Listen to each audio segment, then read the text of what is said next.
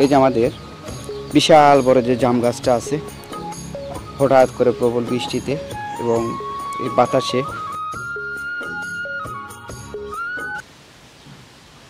সুপ্রিয় দর্শক শ্রোতা, আসসালামু আলাইকুম। এই বৃষ্টি ভেজা দিনে দারুণ একটা দুর্ঘটনা। এই যে দেখতে পাচ্ছেন আমাদের বিশাল বড় একটা জাম গাছ ধরেছে, একদম উপরে পানির মধ্যে পড়ে গিয়েছে।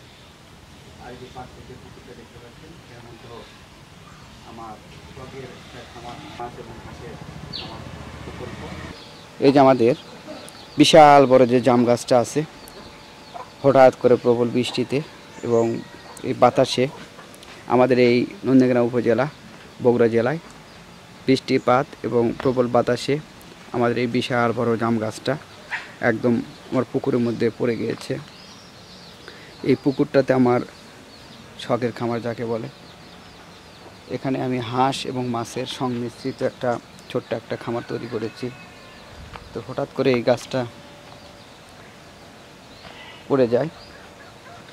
এই দেখুন একদম গাছ উপড়ে, এই উপড়ে দেখেন একদম পানির মধ্যে চলে গিয়েছে, বিশাল মোটা। ভিডিওতে অত বোঝা যাচ্ছে না। এই জাম গাছটা মূলত আমাদের পাড়ার সকল মানুষের জাম ফলের চাহিদাটা পূরণ করত। এই জাম ফলের চাহিদাটা এই গাছ দিয়ে পূরণ হতো। এই গাছটা দমড়ে মুচড়ে একদম এই যে উপরে পড়ে গিয়েছে। এখন কথা হচ্ছে যে এই গাছটা পড়ে যাওয়ার পর পানির মধ্যে যে পড়ে গেল, এই দেখুন এই গাছটা এই প্রবল বৃষ্টি এবং ঝড়েতে এত বড় একটা গাছ একদম উপরে পড়ে গেছে। শুধু যে শেকড়টা যে আছে এটাই শুধু ধরে রাখছে গাছটাকে। এটা যখন ফেটে যায় তারপরে গাছটা পড়ে যায়।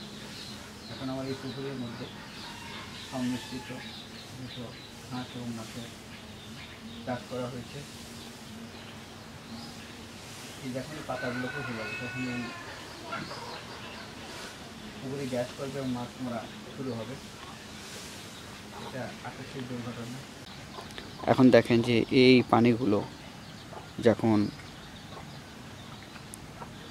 এই গাছের পাতাগুলো যখন পানির মধ্যে পড়ে আছে, এটা ধীরে ধীরে পচে যাবে।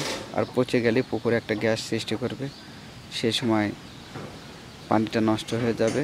পানি নষ্ট হয়ে গেলে এই যে দেখুন আমার এই পুকুরের মধ্যে যে জাম গাছটা, বিশাল বড় জাম গাছ পড়ে আছে। এখন কথা হচ্ছে যে আমার এই খামারের প্ল্যানটা নষ্ট হয়ে যাওয়ার পথে। দ্রুত এই গাছটা আমাকে কেটে এখান থেকে অপসারণ করতে হবে। বৃষ্টির দিনে কোনো শ্রমিকও পাওয়া যাচ্ছে না। দ্রুত গতিতে যদি এই গাছটা কেটে পাতাগুলো যদি এই ডালপালাগুলো যদি এখান থেকে সরিয়ে না নেওয়া যায়, তাহলে পানিটা অতি দ্রুতই নষ্ট হয়ে যাবে। এই পাতাগুলো পচে সে সময় এই পানিটা নষ্ট হয়ে যাওয়ার ফলে পানিটা যখনই দূষিত হবে সেই সময় আমার এই হাঁসের খামার এবং মাছের উপর প্রভাব পড়বে। যেহেতু আমার এখানে হাঁস এবং মাছের সংমিশ্রিত একটি শখের খামার, এই খামারে হঠাৎ প্রাকৃতিক দুর্যোগ আঘাত হানে আমার বিশাল একটা ক্ষতি সম্মুখীন হয়ে যায়।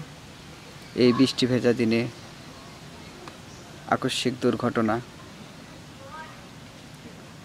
এটা মেনে নেওয়ার মতন না। তারপরে নিতে হবে, কারণ শখ করে অনেক মাছ আমার এর মধ্যে এই পুকুরের মধ্যে ছেড়ে দেওয়া আছে। শখ করে অনেক মাছ এই পুকুরের মধ্যেও ছেড়ে দেওয়া হয়েছে।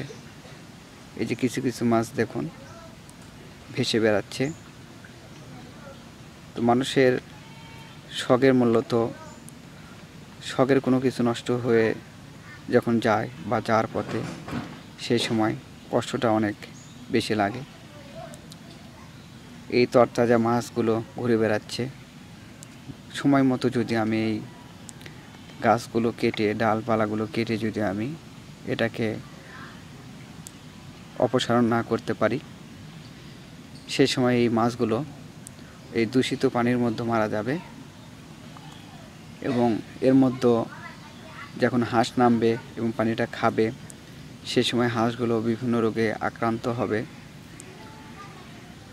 এক কথায় যে আমার এই শখের খামার, হাঁস এবং মাছের সংমিশ্রিত এই খামারটা এখন চরম হুমকির মুখে। এই প্রাকৃতিক দুর্যোগ সময় এবং বলে আসে না, যে কোনো সময় ঘটে যায়। এত সুন্দর বিশাল বড় একটা জাম গাছ ছিল। পুরো পাড়ার লোকজন, ছেলে মেয়ে, বিভিন্ন রকমের মানুষ এখানে এসে এই গাছ থেকে জাম খেত।